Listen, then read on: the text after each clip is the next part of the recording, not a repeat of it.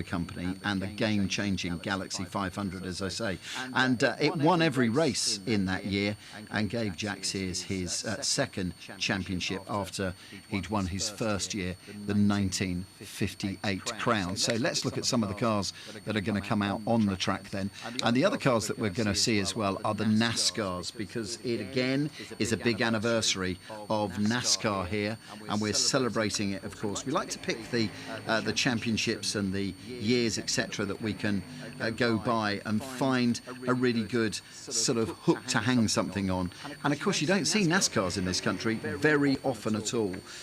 So it is lovely that the birth of NASCAR is being celebrated here. 75 years ago, as we've been talking about, the Silverstone Grand Prix story was being opened, and another form of motorsport was brewing in America across the Atlantic. And it was a significant year really for the Americans, because they called it auto racing.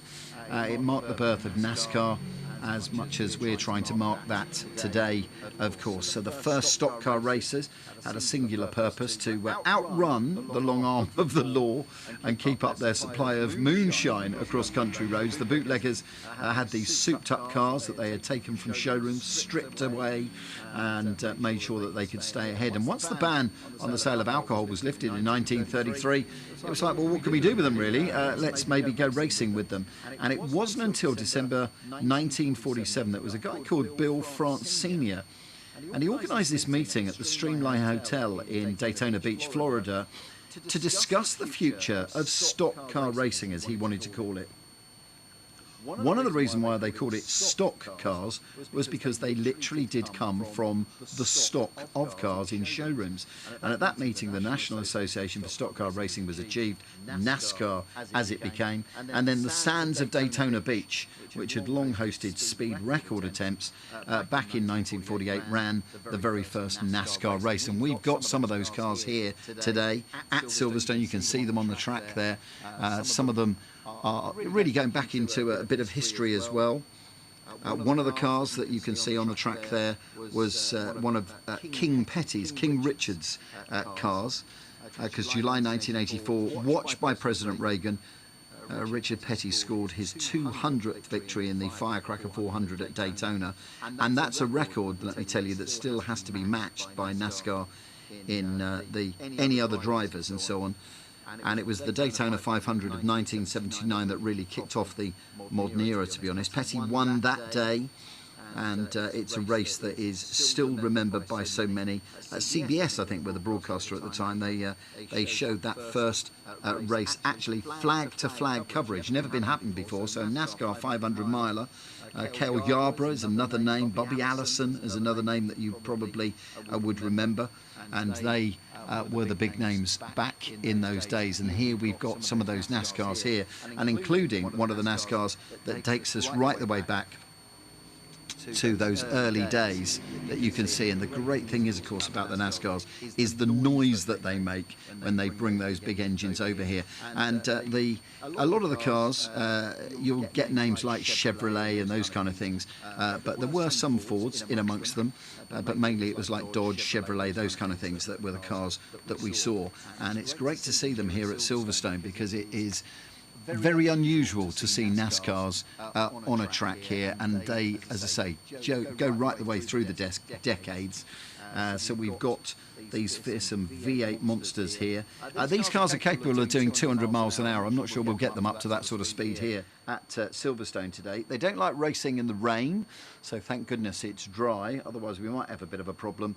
But we've got the heritage here going back to, well, mainly between 1990 and 2015. The great brands, as I say, Chevrolet, Dodge, Ford, Pontiac, and Toyota as well. These big beasties that are here. And we will have these demonstrations today and tomorrow. And then from Sunday, we actually get a race of them. We'll see them at full chat going around, which is going to be fantastic to see these cars, because they are big, powerful monsters. And it's a great way to open the track parade this lunchtime, to have a bit of noise on the track, and plenty of you whilst you're enjoying your lunch. And of course, there's plenty of outlets here at Silverstone, where you can go and get yourself something to eat and something to drink.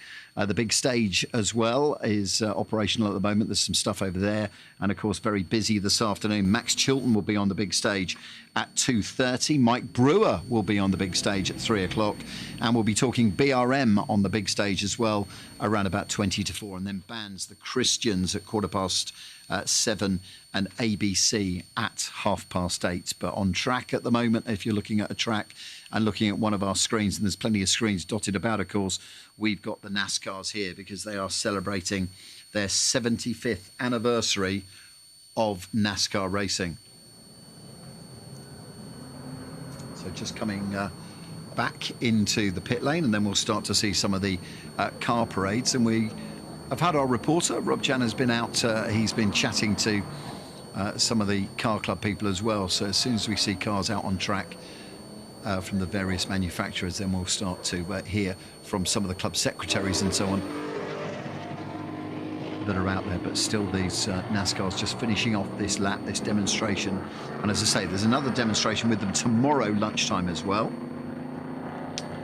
And we're hoping to have one or two of the drivers that we can talk to about the history of some of these cars, because they do date back. They're not modern, not just modern NASCARs, they do date back through the years. And just look at the one at the back that you can see there with the pace car behind it. That car takes us right back to the very early days of NASCAR. So they will come in, and then we'll start to get some of the other car clubs out and about. And I've mentioned how many car clubs are here at Silverstone this weekend, and it's what makes the Silverstone Festival so unique, because not only do we have all of the track action, oh hello, there's a sideways NASCAR just going round, and not only do we have so much track action here all day long, of course, from 9 o'clock in the morning, we also have all of the stuff off track as well, and the car clubs coming. It is the biggest gathering of car clubs anywhere in the UK, and in fact one of the biggest gatherings, one of the biggest gatherings of car clubs in Europe, if not the world. I don't want to say the world because I might be factually wrong and someone will pick me up on it. You can bet your bottom dollar. But anyway, but certainly as far as the UK is concerned, this is the biggest collection of car clubs at any festival. And that's why it's no longer called the Silverstone Classic. It's called a festival because it is a festival weekend, of course. A lot of people camping as well this weekend. So if you're in a tent or a motorhome or a caravan, don't forget, keep listening to Radio Silverstone throughout the weekend. It's on 87.7 FM. You can get all of the commentary from Haven and so on throughout the day.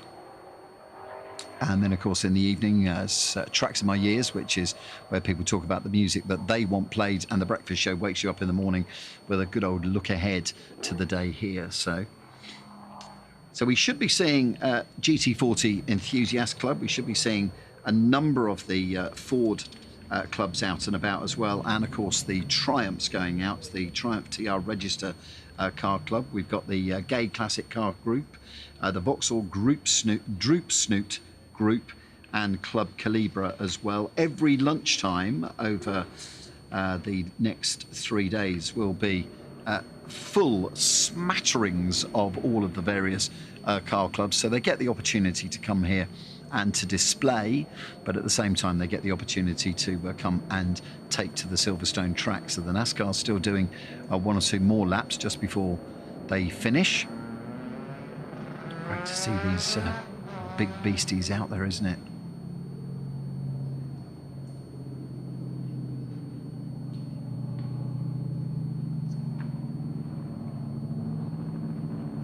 So they're just cruising round gently then just to end this lap. And this demo just pulling into the pit lane now.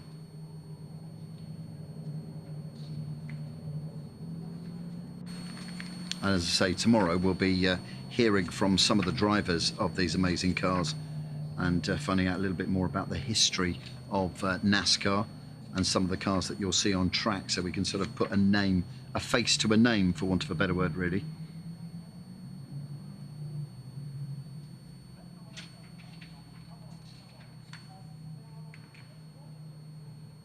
It's also quite a relentless championship. I don't know if you know anything about NASCAR, but if you think that Formula One has got plenty of races with 20 plus, the NASCAR championship runs from February through to November. There are 36 championship counting cup races over that period. So it's quite busy, to be honest, and a very long season. But good to see them. So tracks cleared then from the NASCARs. That means that we can now introduce some of the car clubs to our Silverstone Circuit here. And a busy afternoon of racing, of course, to come as well throughout the day, and plenty of other things for you to do. Just one other thing I should mention, just while there's a slight lull in proceedings, the food area is worth going to. A number of decent top chefs over there, and some masterclasses. Rounds of 75 years in NASCAR now. I'm sure some of you already have seen these cars going around. Coming towards the camera, a number 18 Interstate Batteries car, and of course 43, the number of Richard Petty, the 7-time Daytona 500 and a 7-time NASCAR Winston Cup champion. Ex-Michael Waltrip Interstate Batteries car right behind him. And these guys have been actually wailing around, having a heck of a good time. One of the cars out there, you can see car number 11, one of the blue and white machines. That is recently purchased by Andrew and Mike Jordan. Number 33, Chevy Monte Carlo, driven in period in Skull Bandit colours by Harry Gant. And here is a Texas Terry Labonte tied liveried car. Unfortunately, that appears to be spreading rather more of its guts around the circuit that you would hope. The Chevy Lumina coming to a halt, but the older Monte Carlo, the 80s car of Harry Gant, being driven by I'm not quite sure who's driving it, but driven with some great enthusiasm. So these cars privately owned, and a number of them have made it out into private hands. So that Terry Labonte Chevy Lumina, in fact Ricky Rudd drove it as well, and that is owned and driven by Paul Yorkshire. And the number 18 Pontiac, which we saw a moment or two ago, the Interstate Batteries car, driven by Bobby Labonte, run by Joe Gibbs Racing. There's a couple of them out actually. A 2003 Monte Carlo, which was the car we saw going round quickly, and that being another car run by Joe Gibbs. And this is the oldest of the lot, and this of course really dates back to when NASCAR was started by Big Bill France. It was stock car racing, literally that. Derek Drinkwater's 1958 Ford, so Ford Thunderbird. It's a second generation T-Bird, and that car was used in drag and oval racing for a number of years and was stored in the barn here in the UK until it was rescued by its current owner. And a great looking machine. I'm sure that draws a lot of attention wherever it goes. The Skull Bandit Monte Carlo, there it is on the left-hand side. That car driven by Harry Gant, and it was Burt and Hal's Skull Bandit Racing. Burt being Burt Reynolds, Hal being Hal Needham, and Harry Gant raced that car in 1987. That car, particularly that body shape, looks so old now. Looking here at the Miller Lite Dodge, and again, another generation newer than the Harry Gant car. And that car driven in period by Kurt Busch. Car number 43 is a 2007 Dodge, run by Richard Petty Enterprises. We saw there it is, the King's famous number. And the Craftsman truck, by the way, is a Chevy, car number 3, run by Dale Earnhardt Enterprises, run by Richard Children's Racing. Raced in the States, is the only one in captivity. This car, a Chevy Impala SS, dates back to 2008. And again, a DEI car, Dale Enterprises Industries, run for, well, Dale's arch rival when the Intimidator was racing, Mark Martin. He raced that car, and the livery on that car was from the Pocono 400 in 2008. And 24, the number made famous by Jeff Gordon, predominantly with DuPont paintwork. That's a 2012 Chevy Impala. So 4-time Cup champion Jeff Gordon, who's now turned his hand to the microphone. That was raced in 2012. Another car run from Motorsport Valley in Charlotte, North Carolina by Rick Hendrick. And this Burton Howes car, I mean, one of my favourite NASCAR liveries of all, Skull Bandit. If you don't know what Skull Bandit is, it's basically chewing tobacco. So if you know anybody from Scandinavia, when they pop a snooze in their mouth, and that's exactly what that is. Skull Bandit, menthol liveried, among other things, tobacco in a little porous pouch, like a mini tea bag, about the size of your thumbnail. I know, takes all kinds. Steak and burgers. I mean, from the prosaic to the popular, like Kodak, Tide, all sorts of major brands getting involved in NASCAR racing over the decades. NASCAR celebrating its 75th anniversary this year. And of course, those of you who were at the Centenary Le Mans or watched it will have seen the Garage 56 entry driven by Jimmy Johnson. The team led by Jimmy Johnson, Jenson Button and Mike Rockenfeller. And that car, a version of the current Generation 7 NASCAR, which was adapted, or rather let off the leash, I think, really, to go race at Le Mans, just to celebrate the fact that they could. It was great to see, really well received by the fans, I know, who were watching on TV, and really well received by the fans in Le Mans and at the circuit itself. And it was good fun being around the team. They all come from Charlotte, North Carolina. A number of them had to get passports just to go to France, had never been to Le Mans before, and scrutineering the town centre, the first deal for them. They knew they weren't in Kansas at that stage. It was a great voyage of discovery, and just always good to see things that are fun and different, even when you're looking at something that's as serious as the 24 Hours of Le Mans.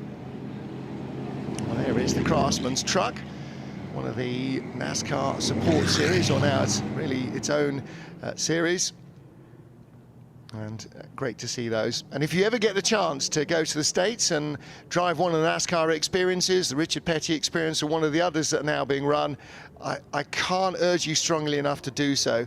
You may wince a little bit at the price, but the experience is absolutely worth every cent, because the chance to drive these cars, normally in Grand National spec, so instead of the 800 horsepower race car, you'll probably be dealing with only something like 550, 600 horsepower, but the cars will be ex-Cup cars, and with your instructor driving a car in front of you, essentially the deal is you get on the oval, and the closer you are to him, the faster he goes, and you get a real feel for what a Cup car is like.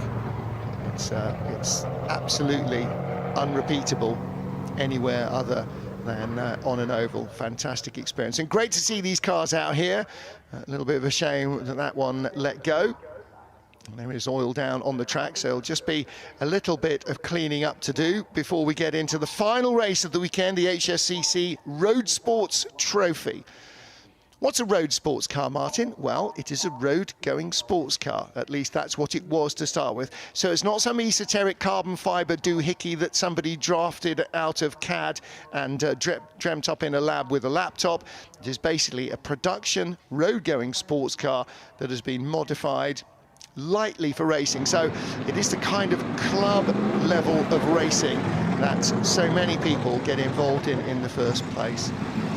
It's the Burton Howes Skull Bandit Chevy of Harry Gant. I must dig my Skull Bandit jacket out of the closet because, yeah, they were a thing.